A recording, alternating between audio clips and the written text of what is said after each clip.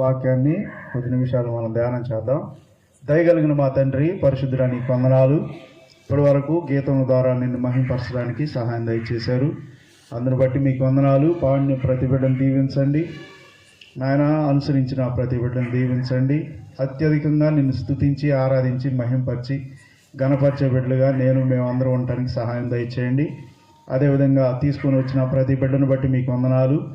ఇంకా రావాల్సిన బిడ్డలు ఉన్నారు, వారిని కూడా మీరు నడిపించి మహిమ పొందండి.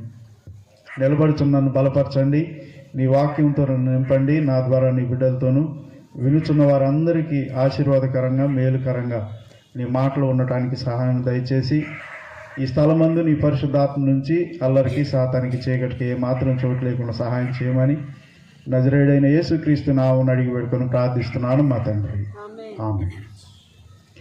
క్రీస్తునందు ప్రియమైన దేవుని బిడ్డలారా, కూడి వచ్చిన మీ అందరికీ నా హృదయపూర్వక వందనాలు తెలియజేస్తున్నాను. మరొక ఆదివారం దేవుడు మనకు అనుగ్రహించి దేవుని వాక్యాన్ని ధ్యానం చేయడానికి ఆయన సహాయం చేశాడు కాబట్టి ఆయనకు వందనాలు తెలియజేస్తూ, ఈరోజు దేవుని వాక్యంలో నుండి ఒక ప్రాముఖ్యమైనటువంటి విషయాన్ని నేను మీకు జ్ఞాపకం చేస్తాను. దయచేసి మీ పరిశుద్ధ గ్రంథాలు తెరిచి తిమోతికి రాసినటువంటి మొదటి పత్రిక 6వ అధ్యాయం, తిమోతికి రాసిన మొదటి పత్రిక 6వ అధ్యాయం 15వ వచనాన్ని చదవవలసిందిగా కోరుతున్నాను.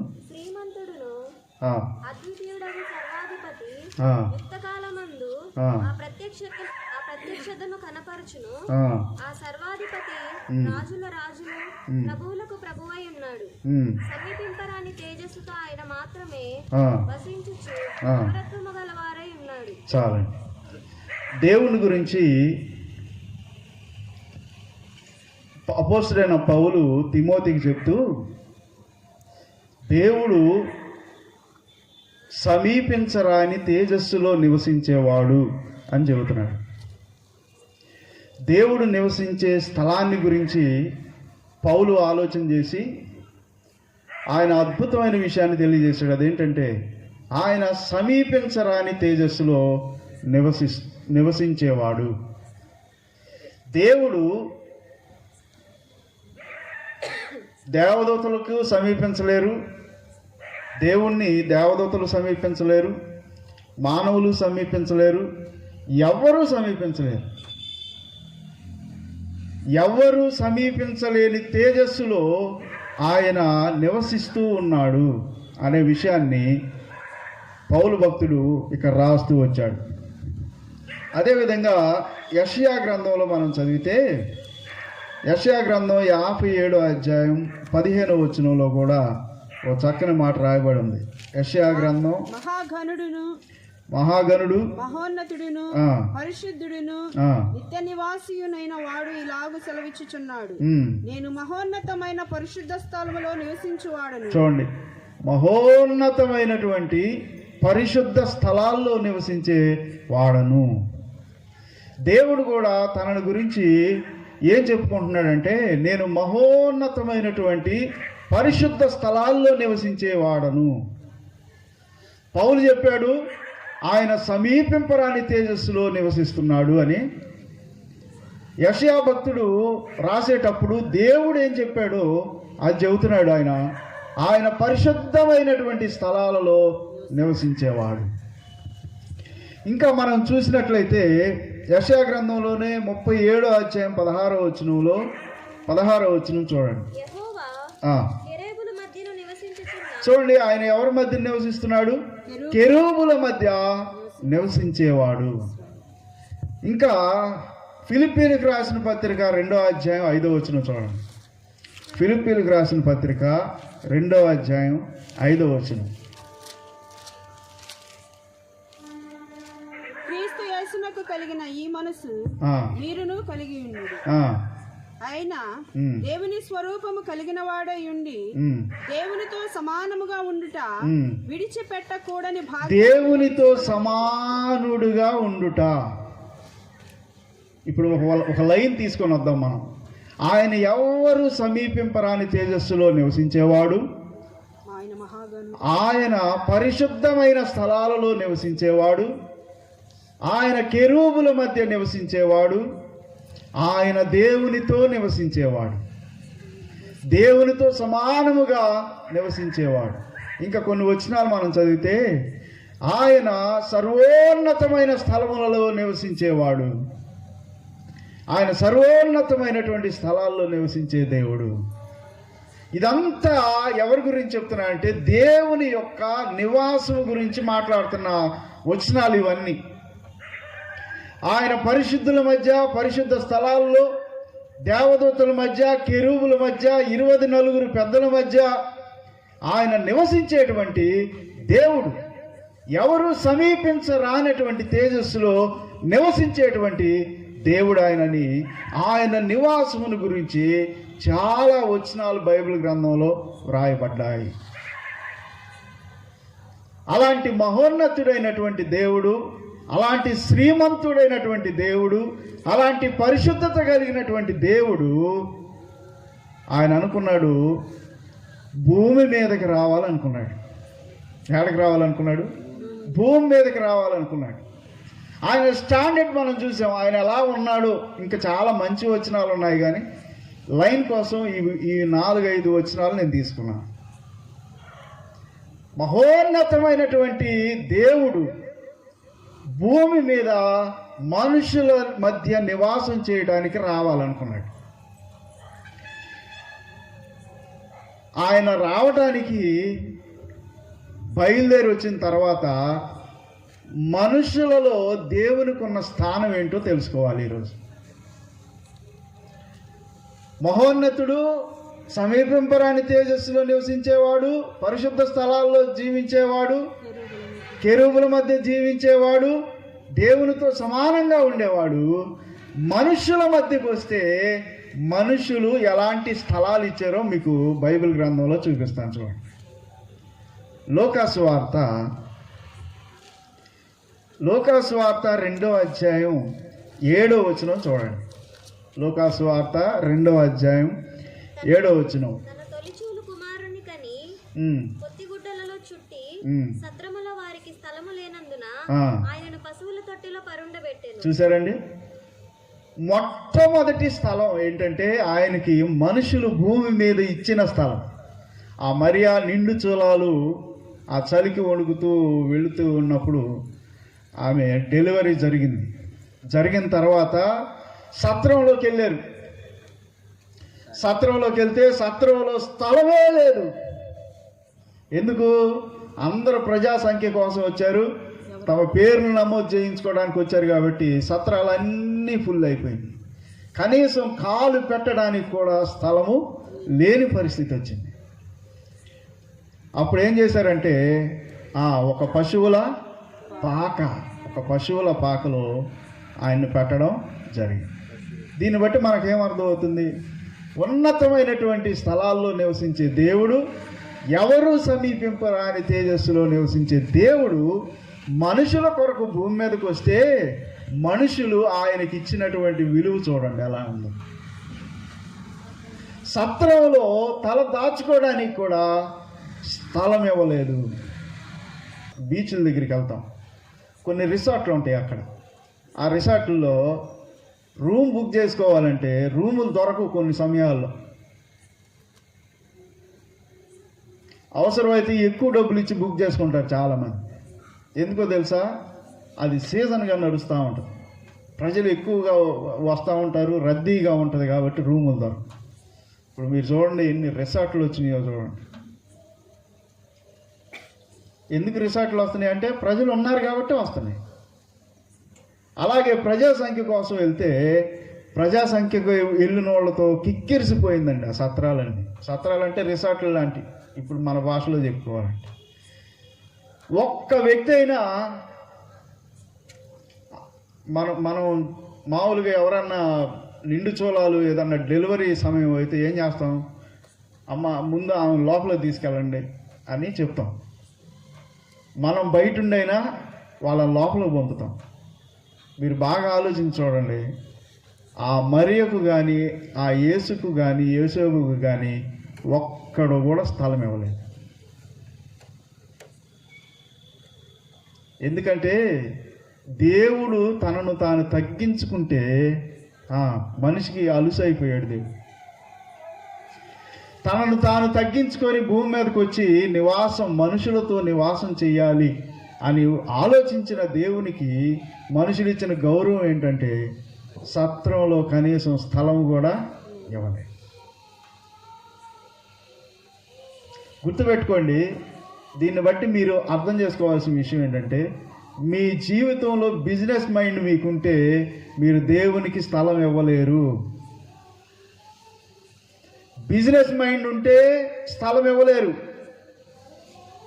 నేను ట్రైనింగ్ పూర్తి చేసుకొని బయటకు వచ్చిన తర్వాత నాకు లెటర్ వచ్చింది, నీకు ఇదిగో AMG ఇండియా ఇంటర్నేషనల్లో చక్కగా సేవకుడిగా ఒక సంఘం నీకు ఇస్తాం, కొంత సహాయం నీకు చేస్తాం, నువ్వు వచ్చేసి ఇక్కడ ఉండని. ఎప్పుడు 99-2000 సంవత్సరంలో వచ్చింది నాకు ఉత్తరం వచ్చింది. కానీ నేను వెళ్ళలేదు. ఎందుకు? వాళ్ళు నాకు ట్రైనింగ్ ఇవ్వాలి, ఇచ్చారు, తీసుకున్నాను, వచ్చేసాను.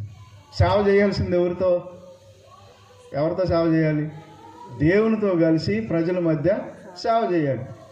ఇక పంపించిన వాడు ఆయన పోషించుకుంటాడు కాబట్టి ఆయన కుదిలేయాలి. పోషించుకోకపోతే ఆయన చూసుకుంటాడే కదా అంతా. కాబట్టి ఆఫర్లు ఎన్నో వచ్చాయి, కానీ దేవుని కోసం అవన్నీ విడిచిపెట్టి పరిచర్య చేశాం. ₹1 కూడా ప్రజల మధ్య మనం ఆశించలేదు. ఆశించకుండా ఆత్మీయంగా బలపరచడానికి ఎన్ని చెయ్యాలో అన్ని చేశాం. గుర్తుపెట్టుకోండి, బిజినెస్ మైండ్ ఉంటే, దేవుని విషయంలో బిజినెస్ మైండ్ ఉంటే మీరు దేవునికి స్థలాన్ని ఇవ్వలేరు. క్రిస్మస్ని మనం అందరం అంగీకరిస్తాం, కానీ క్రిస్మస్ అంగీకరించని మొట్టమొదటి వ్యక్తి ఎవరంటే ఈ సత్రంలో ఉన్నటువంటి యజమానుడు. గుర్తుపెట్టుకోండి మీరు ఈ మాట. క్రిస్మస్ని దేవుడు అంగీకరించాడు, అందుకే కుమారుడిని పంపించాడు. క్రిస్మస్ని దేవదూతలు అంగీకరించాయి, అందుకే వచ్చి మరియకు వార్తను చెప్పాడు. క్రిస్మస్ను మరియమ్మ అంగీకరించింది, నా ఆత్మ నా ప్రభువుని యందు ఆనందించుచున్నది, ఆయన చిత్తమే నా జీవితంలో జరగాలి అని కోరుకుంది. అలాగే క్రిస్మస్ని యోసేపు అంగీకరించాడు, అలాగే క్రిస్మస్ని గొర్రెల కాపరులు అంగీకరించారు, అలాగే క్రిస్మస్ని జ్ఞానులు అంగీకరించారు. అంగీకరించని మొట్టమొదటి వ్యక్తి ఎవడంటే ఈ సత్రంలో ఉన్న వ్యక్తి. ఈ సత్రంలో ఉన్న వ్యక్తి కనీసం ఆ నిండు చూలాలని, ఆ పసిపిల్లవాడిని చూసి కనీసపు కనికరం లేకుండా సత్రాన్ని పశువుల పాకను చూపించాడు.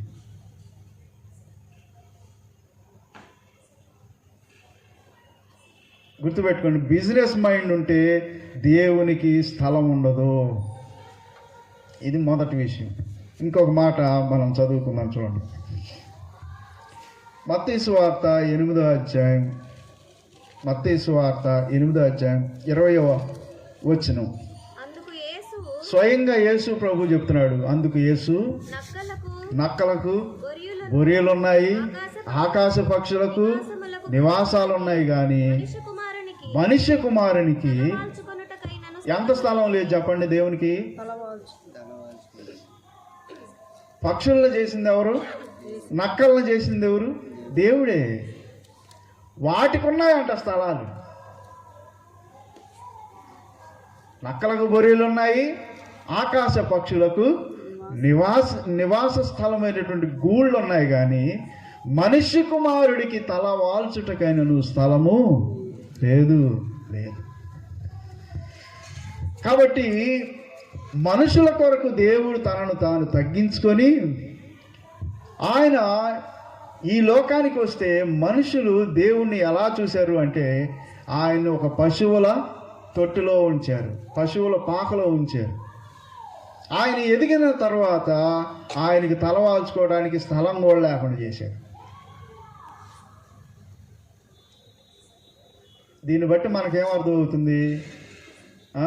జంతువుల కన్నా స్థలాలు ఉన్నాయి, కానీ దేవుడికి స్థలం లేదు. అరే, చిన్న చిన్న పక్షుల కన్నా స్థలాలు ఉన్నాయి, కానీ దేవుడికి స్థలం లేదు. ఇంకొక మాట చూడండి, మత్తయి సువార్తలోని 9వ అధ్యాయానికి రండి, 23వ వచనం. అంతలో యేసు ఆ, ఆ అధికారి ఇంటికి వచ్చి ఉమ్, పిల్లను గ్రోవులు వాయించు వారిని ఉమ్, ఓళ్ళు చేయుచుంటూ ఉమ్, జనసమూహమును చూచి ఉమ్, స్థలమీయుడి ఆ, ఈ చిన్నది నిద్రించుచున్నదే గాని ఆ, చనిపోలేదని. చాలు చాలు. ఇక్కడ యేసు ప్రభు డైరెక్ట్గా ఏం చెబుతున్నాడు? స్థలము ఇవ్వండి అంటే స్థలం ఉందనే లేదనా? లేదు, స్థలం లేదు. యేసు ప్రభు ఆ కుటుంబంలో ఉన్న సమస్య తీర్చడానికి వచ్చాడు, కానీ ఆ జనం అందరూ ఉండిపోయి ఈయనకి లేదు స్థలం. బైబిల్లో ఒక మాట నాకు భలే గుర్తొచ్చింది, అపవాదికి చోటు ఇవ్వద్దు అంటాడు దేవుడు. కానీ విచిత్రమైన విషయం ఏంటంటే మనుషులు ముందు ఇచ్చేది ఎవరికంటే అపవాదికి. నెక్స్ట్ స్టెప్లో ఎవరిని తీసుకుంటారంటే బంధువులు, స్నేహితులు అందరిని తీసుకుంటారు. యేసు ప్రభు మాత్రం క్లైమాక్స్లో వస్తాడు. అది కూడా అట్టొచ్చి ఎట్ట వెళ్ళిపోతాం. మెరుపుతేగా రామ్మన్న కానీ వచ్చి వెళ్తారు చూసారా, అట్టొచ్చి ఎట్ట వెళ్ళిపోవాలి యేసు ప్రభు.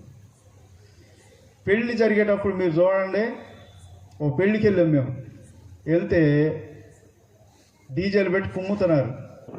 అయిపోగానే పాస్ట్ గారు రాగానే రే ఆపేయన్నారు, ఆపేసి మళ్ళీ వెంటనే దేవుడి పాటలు, హృదయమే నీ ఆలయం. అప్పుడు ఇక ప్రజెంట్ అయిపోయింది. పాస్ట్ గారు ఆమెను అనగానే వచ్చాడు ఒకడు, పెట్టే డీజే డాన్స్ చేయాలన్నాడు. అదే స్టేజ్ మీద వెంటనే ఆయన తెగుతున్నాడు, ఇది ఎక్కాడు, అంతే తేడా. దేవునికి భూమి మీద స్థలం లేదు. చూడండి, కుటుంబంలో సమస్యలు వచ్చినప్పుడు ఎవరికి స్థలాన్ని ఇస్తారు మీరు? బంధువులకి ఇస్తారా ఎవరా? సాతానికి ఇస్తారా ఎవరా? ఓపెన్ తలకాయలు. సాతానికి ముందు ఫస్ట్ కుటుంబంలో సమస్య వస్తే మొట్టమొదట మనం ఇచ్చే స్థానం ఎవరికంటే సాతానికి. అది గుర్తుపెట్టుకోండి మీరు. సెకండ్ ఎవరికంటే మన బంధువులకి, లేకపోతే మన బలం ఎవరు అనుకుంటామో వాళ్ళకి. లాస్ట్లో ఏమి కాక అంత అయిపోయి అప్పుడు అయ్యా ఈ దేవుడు ఏసయ్యా నువ్వే తెరవాలి, లేకపోతే కుదరదయ్యా అని అప్పుడు. కుటుంబ సమస్యల్లో దేవునికి స్థలం లేదు. ఇప్పుడు 3 చెప్పాను. 1, సత్రంలో ఆయనకి స్థలం లేదు. 2, భూమి మీద ఆయనకి స్థలం లేదు. కుటుంబ సమస్యలు వస్తే ఆయనకి స్థలం లేదు. ఇంకా ప్రకటన గ్రంథం 3వ అధ్యాయం 20వ వచనాన్ని చూడండి. ప్రకటన గ్రంథం 3వ అధ్యాయం 20వ వచనం. ఇదిగో నేను తలుపు నద్ద నిలుచుండి తట్టుచున్నాను. ఎవడైనా నా స్వరం విని తలుపు తీసిన ఎడల నేను అతని ఎద్దుకు వచ్చి అతనితో నేనును నాతో కూడా అతడును భోజనము చేయుదుము. అది ఇప్పుడు యేసు ప్రభు అంట తలుపు యొద్ద నిలిచిండి తట్టుచున్నాడు. స్వరం వినేవాడు తలుపు తీస్తే వాడితో దేవుడు ఉంటాడంట. తలుపు తీయటం అంటే ఏంటి? స్థలం ఇయటమేగా. తలుపు తీయటం అంటే ఎందుకు తలుపు తీయటం? ఆడు బయటికి రావచ్చుగా. దేవునికి స్థలం ఇవ్వాలి. దేవుడు ఏం చేస్తున్నాడు? స్థలం కోసం తట్టుతూ ఉన్నాడు, కానీ ఆయనకి స్థలము లేదు. ఇది ఎవరి గురించి చెప్పబడింది? సార్దీసు సంఘం గురించి చెప్పబడింది. సంఘంలో దేవునికి స్థలం లేదు. ఎక్కడ లేదమ్మా? సంఘంలో దేవునికి స్థలం లేదు. దేవుడు సంఘాన్ని తడుతున్నాడు, కానీ సంఘము దేవునికి స్థలాన్ని ఇవ్వడం లేదు. అందువల్ల ఆయన వారితో లేడు, వారు ఆయనతో లేరు. ఒకవేళ ఉంటే ఏం జరిగిద్దో చెప్పాడు ఆయన. వారు నాతోనూ నేను వారితోనూ కలిసి భోజనం. అది సంఘం. అది దానికి సంఘం. కుటుంబం దేనికి? కలిసి ఉండడానికి. సంఘం దేనికి? కలిసి ఉండడానికి. చూడండి, యేసు ప్రభుకి ఆఖరికి సంఘంలో కూడా స్థలం లేకుండా చేశారు. సంఘంలో స్థలం లేదు ఆయన. కుటుంబ సమస్యల్లో ఆయనకి స్థలం ఇవ్వం, మన సత్రాల్లో ఆయనకి స్థలం ఇవ్వం, ఆయన నివసించడానికి మనం స్థలం ఇవ్వం. ఇంకా చూడండి, ఇంకా ఎంత అద్భుతమైన మాటలు ఉండి యోహాను సువార్త 7వ అధ్యాయం 3వ వచనం చూడండి. యోహాను సువార్త 7వ అధ్యాయం 3వ వచనం. ఆయన సహోదరులు ఆయనను చూచి నీవు చేస్తున్న క్రియలు నీ శిష్యులను చూచినట్లు ఈ స్థలము విడిచి యూదయకు వెళ్ళుము. ఏమంటున్నారు యేసు ప్రభు సహోదరులు? ఏమంటున్నారు? నువ్వు అర్జెంటుగా ఎక్కడి నుంచి వెళ్ళిపో అన్నారు. ఏం చేస్తున్నాడని? ఏం చేశాడు ఆయన? చదువు, ఏం చేశాడు? దాని కింద 3వ వచనం. నీవు చేయుచున్న క్రియలు నీ శిష్యులను చూచునట్లు ఈ స్థలము విడిచి యూదయాకు వెళ్ళుము.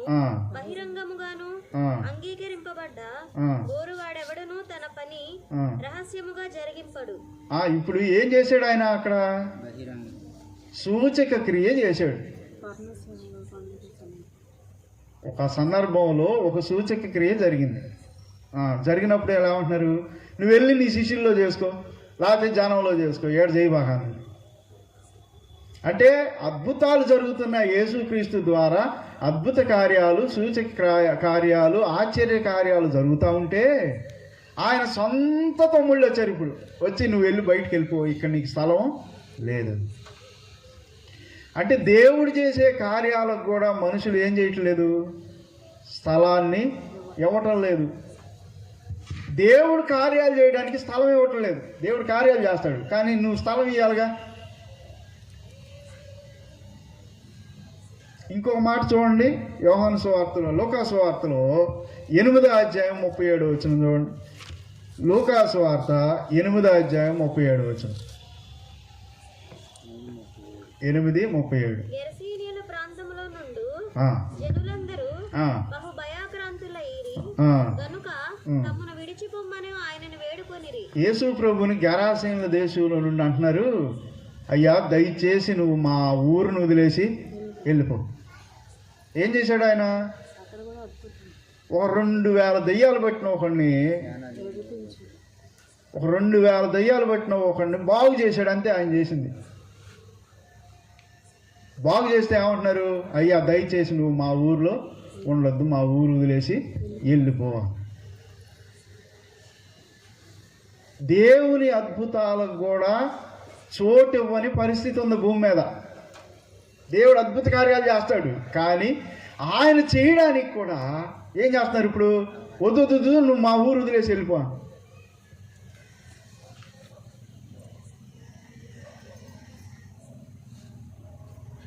ఎంత ఘోరమైన సందర్భాలు మీరు చూడండి. యేసుక్రీస్తు మరొక మాట నేను మీకు చూపించి చెప్తాను చూడండి. యోహాను సువార్తలోనే 7వ అధ్యాయం 53వ వచనం చూడండి. యోహాను సువార్త 7వ అధ్యాయం 53వ వచనం. చూడుము, గలిలయలో ఏ ప్రవక్తయు పుట్టడని అంతట ఎవరి ఇంటికి వారు వెళ్ళిరి. యేసు ఒలీవ కొండకు వెళ్ళెను. చూడు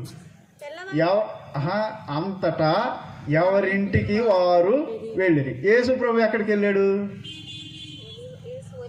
ఒలీవ కొండకు వెళ్ళి. వాళ్ళందరూ ఎక్కడికి వెళ్ళారు? ఎవరింటికి వాళ్ళు వెళ్ళారు. ఈయన ఎక్కడికి వెళ్ళాలి?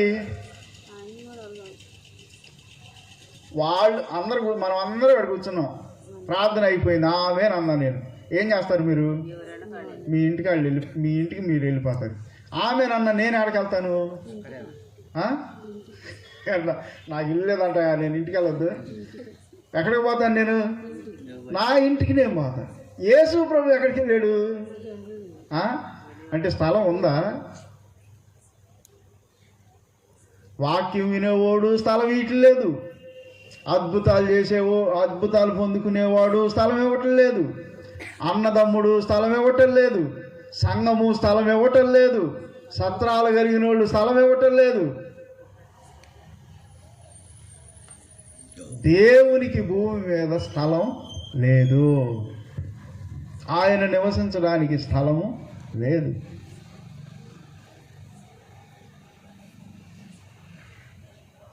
మనుషులు దేవుణ్ణి ఎలా ట్రీట్ చేశారో మీరు చూడండి. ఆయన ఎలాంటి దేవుడు ఆయన? ఎవ్వరు సమీపింపరాని తేజస్సులో నివసించే దేవుడు. ఎవరు సమీపించలేని తేజస్సులో నివసించునా యేసయ్యా. ఎవరు సమీపించలేని తేజస్సులో నివసించునా యేసయ్యా.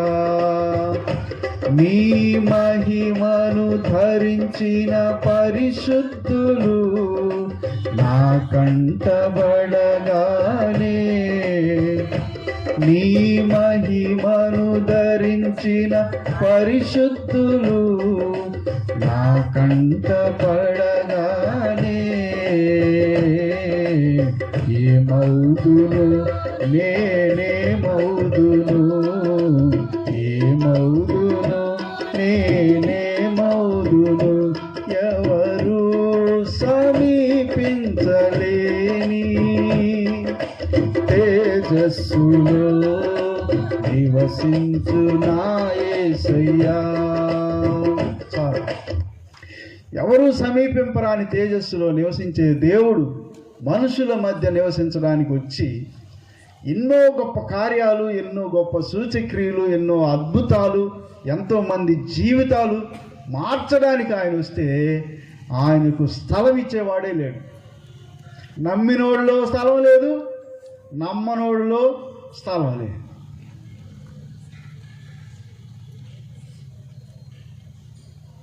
సొంత వారిలో స్థలం లేదు, బయట వారిలో స్థలం లేదు.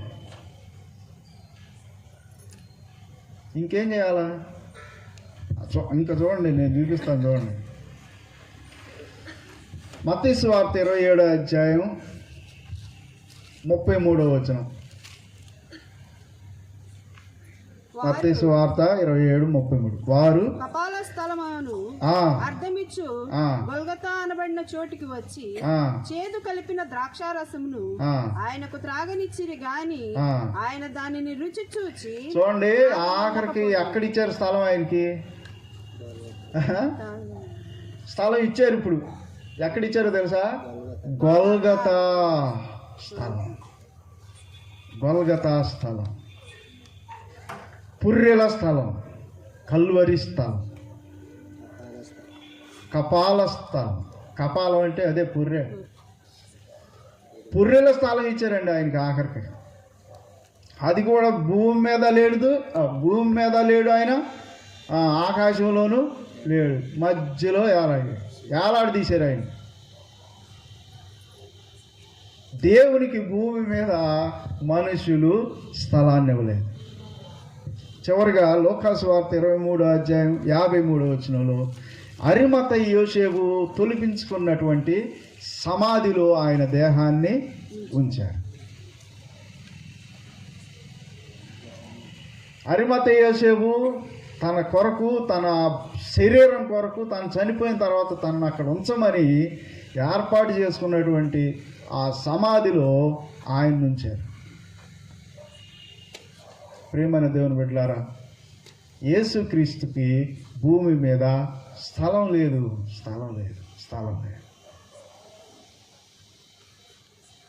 కానీ ఒక మాట చెప్పాలండి, ఇది ఒక్కటి చెప్పకపోతే అసలు అలా కడుపు ఉబ్బిపోద్ది ఇప్పుడు అర్జెంటుగా. ఏంటంటే మరియా ఆయనకు స్థలం ఇచ్చింది. నోట్ చేసుకోండి ఈ పాయింట్. ఏ స్థలాన్ని ఇచ్చిందో తెలుసా? మరియా తన గర్భాన్ని ఆయన నివసించడానికి స్థలంగా ఇచ్చింది.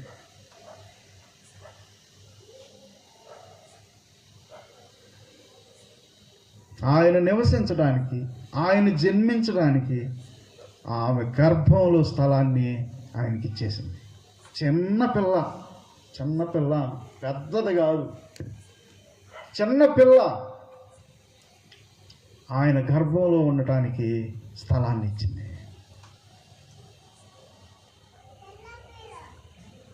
ప్రియమైన దేవుని బిడ్డలారా, చూడండి, మా వాడు కూడా అక్కడ ఉండి ట్రాన్స్లేషన్ చేస్తున్నాడు. నాకు చిన్నపిల్లని చెబుతున్నాడు ఆడు కూడా. కాబట్టి ఒక చిన్న పిల్ల ఇచ్చింది, మీరు దేవునికి స్థలం ఇస్తున్నారా? దేవుడు మా జీవితంలో ఏం చేయట్లేదు అనకండి. దేవునికి స్థలం ఇస్తే జరుగుతాయి కార్యాలు. దేవుని ఫోటోలు ఉంటే కార్యాలు జరగవు. బైబిల్ మన ఇంట్లో ఉంటే కార్యాలు జరగవు. దిండు కింద తల కింద దిండులాగా దేవుని వాక్యం ఉంటే కార్యాలు జరగవు. దేవునికి మన జీవితంలో స్థలం ఇవ్వాలి, అప్పుడు కదా దేవుడు కార్యాలు చేసేది. మనుషులు దేవునికి ఎక్కడ స్థలాన్ని ఇచ్చారంటే సిలువలో ఆయనకి స్థలం ఇచ్చారు. అది భూమి మీద కాదు, భూమి మీద కాదు. కానీ మనుషుల కోసం దేవుడు ఎలాంటి స్థలాలు సిద్ధపరుస్తున్నాడో తెలుసా మీకు? భలే చెప్పాడా దేవుడు. ఎంత దుర్మార్గుల కోసం దేవుడు ఎలాంటి పరిస్థితుల్ని సిద్ధపరుస్తున్నాడో తెలుసా? చూడండి, అవి కూడా చూపిస్తాను. ప్రకటన గ్రంథం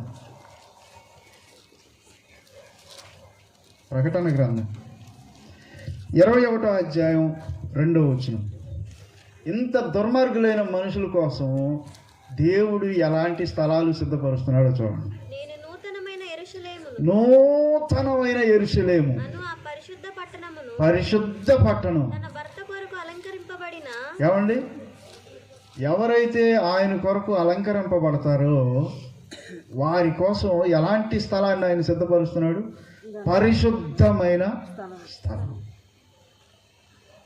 నూతనమైన స్థలం, పరిశుద్ధమైన స్థలం. ఆయన చనిపోయి వెళ్ళిపోయేటప్పుడు ఏం చెప్పాడు శిష్యులకి? యోహాను సువార్త 14వ అధ్యాయం 2వ వచనంలో మీరు చూడండి. యోహాను సువార్త 14వ అధ్యాయం 2వ వచనం. నా తండ్రి అంట అనేక నివాసాలు కలవు, అవి లేకపోతే నేను మీకు చెప్పేవాడిని. మీకు స్థలము సిద్ధపరచ నేను వెళ్ళుచున్నాను. నేను వెళ్ళి మీకు స్థలము సిద్ధపరిచి నేనుండే స్థలంలో మీరు ఉండులాగున మరలా వచ్చి నా దగ్గర ఉండటానికి నేను మిమ్మల్ని తీసుకొని పోతాను. చాలు చాలు. ఎవరైతే దేవునికి భూమి మీద స్థలాన్ని ఇస్తారో, గుర్తుపెట్టుకోండి, మళ్ళీ చెప్తున్నాను, భూమి మీద దేవునికి స్థలం ఇచ్చే వారి కోసం దేవుడు ఏం చేస్తున్నాడు తెలుసా? తన తండ్రి దగ్గర స్థలాన్ని సిద్ధపరుస్తున్నాడు. ఆ స్థలం ఎలాంటిదంటే అది క్రొత్తది, పరిశుద్ధమైనది. ఈ స్థలాల్లో ఉండడానికి మళ్ళీ ఏం చేస్తాడంటే ఆయన వచ్చి మనల్ని తీసుకొని వెళ్ళిపోతాడు. ఇప్పుడు మనం ఎవరితో ఉంటాం? ఆయనతో ఉంటాం. ఆయన ఎలాంటి స్థలాల్లో నివసించే దేవుడు అని చెప్పాను నేను. ఎవరు సమీపించరు, అక్కడ ఎవరు సమీపించరు. అది పరిశుద్ధమైన స్థలం, మనోహరమైన స్థలం, అద్భుతమైనటువంటి స్థలం. ఈ స్థలానికి తీసుకొని పోవడానికి ఆయన భూమి మీదకి మరలా రాబోతున్నాడు. ప్రియమైన దేవుని బిడ్డలారా, మహోన్నతమైనటువంటి దేవునికి ఏమంటే భూమి మీద స్థలాన్ని లేకుండా చేశారు. కానీ ఆయన గొప్పవాడు. ఎవరైతే ఆయనకి స్థలం ఇస్తానంటున్నారో వారికి ఆయన ఏం చేయబోతున్నాడు అంటే పరిశుద్ధమైన స్థలాన్ని సిద్ధపరుస్తున్నాడు. మరి అలాగా మీ జీవితంలో, మీ హృదయంలో దేవునికి చోటిస్తే, మరి తన గర్భాన్ని ఇచ్చింది, నీ హృదయం దేవునికి, నీ ప్రతి సమస్యలో దేవునికి చోటి, దేవుడు వాటన్నిటిని తొలగించుకుంటూ నిన్ను బహుగా ఆశీర్వదిస్తాడు. జక్కయ్య తన ఇంట యేసుక్రీస్తుని చేర్చుకొని వెంటనే ఏం జరిగిందంటే ఆయన అన్యాయస్తుడని తెలుసుకున్నాడు. నేను అన్యాయంగా సంపాదించాను, అన్యాయంగా దోచుకున్నాను, నేను అక్రమంగా దోచుకున్నాను, అది నాకు లాభం అనుకున్నాను. కానీ యేసు ప్రభు వచ్చిన తర్వాత ఎట్లా కనపడుతుందంటే అది ఇది అన్యాయం, ఇది అన్యాయం. వెంటనే వెళ్ళిపోయి, అయ్యా నేను అన్యాయంగా సంపాదించాను, మొత్తం ఇచ్చేస్తాను, ఎక్కువగా ఇచ్చేస్తాను. ఒక వంతు తీసుకుంటే 4 వంతులు తిరిగి ఇచ్చేస్తాను. యేసు నీ జీవితంలో ఉంటే ఏది అక్రమం నీ ఇంట ఉండదు. అక్రమం ఉండదు, అంతే. నీ జీవితంలో అక్రమం ఉండదు ముందు. అలా దేవునికి చోటు ఇవ్వగలిగితే ఎంత బాగుంటుందో చూడండి. ఎవరికి అన్యాయం చేయకుండా బ్రతికితే ఎంత బాగుంటుంది. అక్రమం కాకుండా నీతిగా న్యాయంగా బ్రతికితే ఎంత బాగుంటుంది. జక్కయ్య ఆయన నింట చేర్చుకొని తన పాపం అంతటిని విడిచిపెట్టి దేవుణ్ణి మహింపరిచాడు. అలా చేస్తే దేవుడు ఎందుకు ఇవ్వడు? జక్కయ్య మారు మనసు పొందగానే వెంటనే దేవుడు ప్రిపేర్ చేస్తాడు.